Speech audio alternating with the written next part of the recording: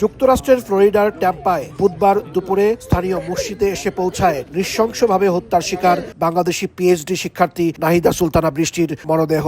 এ সময় মসজিদ প্রাঙ্গণে সৃষ্টি হয় শোকাবহ পরিবেশের। আল্লাহু আকবার।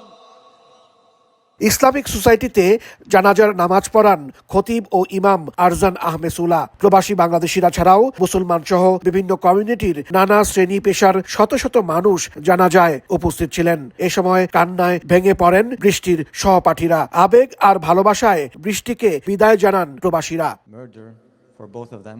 বৃষ্টির আত্মার মাগফিরাত কামনা করে দোয়ার আয়োজন করা হয়। খুবই কষ্টকর আমাদের জন্য।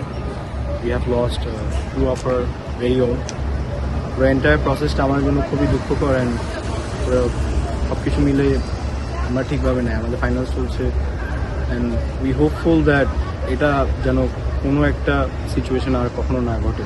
এদিকে পররাষ্ট্র মন্ত্রণালয়ের নির্দেশে আগামী ৯ মে দেশে পাঠানো হচ্ছে বৃষ্টির মরদেহ। ওয়াশিংটনে বাংলাদেশ দূতাবাস জানিয়েছে বৃহস্পতিবার স্থানীয় সময় রাত ৮টা ৫০ অরল্যান্ডো আন্তর্জাতিক বিমানবন্দর থেকে এমিরেটস এয়ারলাইন্সের একটি ফ্লাইটে রওনা হয়ে মরদেহ ঢাকায় পৌঁছাবে ৯ মে শনিবার সকাল ৮টা ৪০।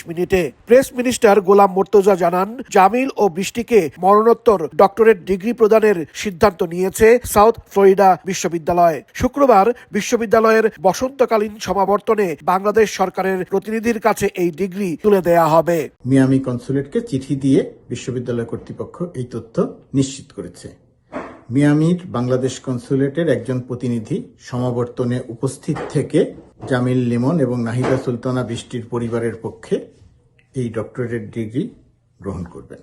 গেল ১৬ মে যুক্তরাষ্ট্রের ট্যাম্পায় নিখোঁজ হওয়ার কয়েকদিন পর ইউনিভার্সিটি অফ সাউথ ফ্লোরিডার বাংলাদেশি ২ পিএইচডি শিক্ষার্থী জামিল ও বৃষ্টির মরদেহ উদ্ধার করে পুলিশ। তদন্তকারী সংস্থা জানায়, জামিলের রুমমেট হিশাম আবু গেরোয়ে তাদের হত্যা করেছে। গ্রেফতারের পর আদালত অভিযুক্ত হিশামকে কারাগারে পাঠিয়েছেন।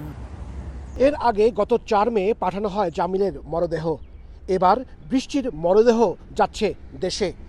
এই ঘটনার ৩ সপ্তাহ পরও ট্যাম্পা এলাকা ও সাউথ ফ্লোরিডা বিশ্ববিদ্যালয় ক্যাম্পাস জুড়ে শোকাবহ পরিবেশ। হাসানুজ্জামান সাকি, সময় সংবাদ, যুক্তরাষ্ট্র।